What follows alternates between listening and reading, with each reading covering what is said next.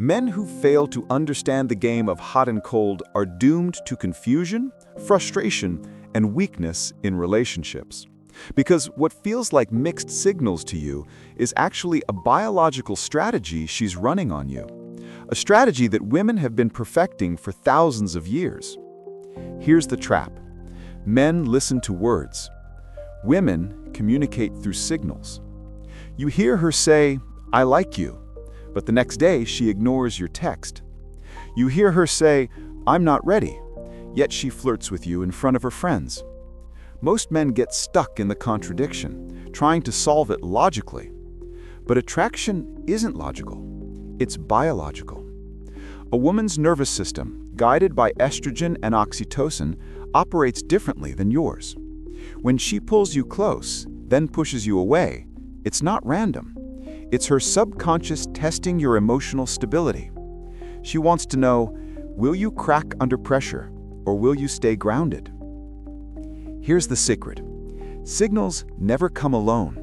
They come in clusters. She goes warm, leans into you, laughs too hard at your jokes, texts you late at night. Then she goes cold. Silence. One-word replies. Sudden disinterest. Then warm again. A sudden compliment. A casual touch. A glance that lingers too long. This cycle of hot and cold is not confusion. It's design. From an evolutionary perspective, women use these patterns to filter men. Only the man with true composure, unshaken by emotional turbulence, proved worthy of investment. The unstable men, they exposed themselves by chasing harder when she pulled away, or collapsing when she withdrew. Think of it like a stress test. Just as engineers test a bridge with weight, women test your frame with emotional pressure. Why? Because a woman's deepest biological fear is investing in a weak man. When she goes cold, her body is triggering cortisol spikes in yours, activating your stress response. The average man reacts. He texts too much, he seeks reassurance, he loses his edge. That's failure.